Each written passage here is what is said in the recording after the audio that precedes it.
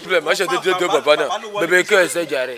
ẹ rà sà ẹ kújọ́ mẹ́ta. wà á mọ̀ pé láti ìgbà tẹ́tí mọ̀ mí mi ò kí máa ń jà rárá mi ò kí máa ń fa wàhálà. torí àwọn kò gbédè ṣùgbọ́n wọ́n gbèké ó sọ pé Labour Party ló wọlé wípé Obi ló wọlé presidential election ẹ máa gbọ́ òṣì ọ̀rọ̀ rírùn tó bá mi ń sọ ní nǹkan tí INEC tó fúnra rẹ̀ declare ojú wa kòrókòrò báyìí láti declare wípé Tinubu òun ló wọlé. baba àwa kò wọ́n béèrè rẹ̀ kan lọ́wọ́ tìyà concerning the presidential election tó ṣẹlẹ̀ because we have seen you as the wise one in this environment tó lè rí nǹkan tó ti ṣẹlẹ̀ tẹ́lẹ̀ àwọn fẹ́ béèrè lọ́wọ́ nínú Tinubu àti Peter Obi tó lọ́wọ́ wọlé as the president. tó ṣe yí pé ó ti gbé èèyàn tó ti ṣe mọ̀dàrí tó ti gbé lọ sí court èmi wọ́n sọ fún yín pé Peter Obi gbogbo ló wọlé. because even in ẹ̀kọ́ tó jẹ́ ti Tinubu Peter Obi ló wọlé níbẹ̀ and it is very very obvious ṣé ọ̀rọ̀ tí mo sọ ti yẹ náà plainly sure pé Peter Obi gbogbo ní.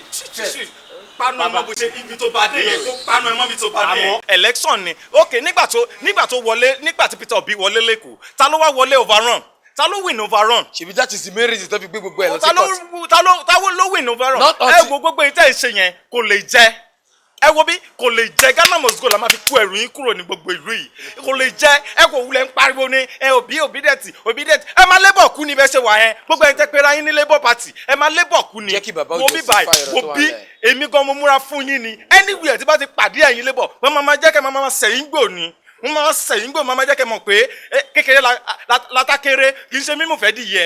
gbogbo ìjẹ́ ń gbà bẹ́ẹ̀ ni gbàgbọ́ tí nǹkan kékeré ni tó bá jẹ ìjà náà kì í gbẹ̀bọ̀dè èmi ò lè gbàbọ̀dè fún yín. lọ́yìn méjèèjì ṣe wà yìí ṣé bí wọ Labour Party ìwọ APC nǹkan tó kéré ni ó kéré nínú ayé ẹ̀yin méjèèjì ẹ máa búra ni Ògùn dẹ̀ lẹ máa fi bú.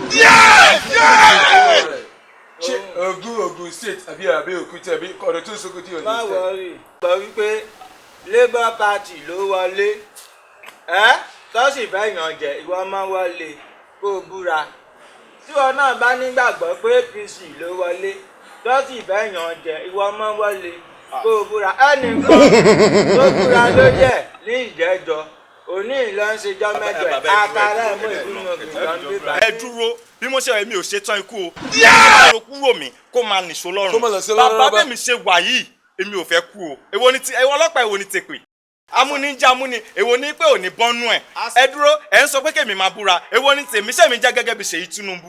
nítorí presidential winner náà wọ́n ní káwọ́ ṣe é bọ́ra rẹ̀. ẹ jọ̀ọ́ nítorí Ọlọ́run bàbá ẹ jọ̀ọ́ nítorí Ọlọ́run. a kò wá bẹ́ẹ̀ náà fún presidential election. a kò wá ní wípé ká kọ̀ mọ́ èwo ni ká máa búra èwo ni ti tèmi ṣé mi fẹ́ lọ sí Àbújá ni.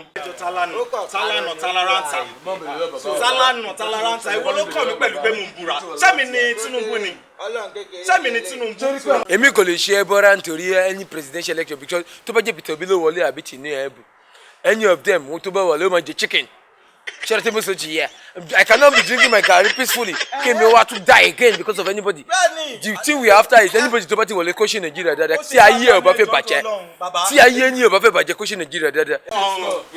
Tinubu fúnra ẹ̀ àti Peter Obi wọ́n wá síwájú wọn máa fúnra God have mercy upon us.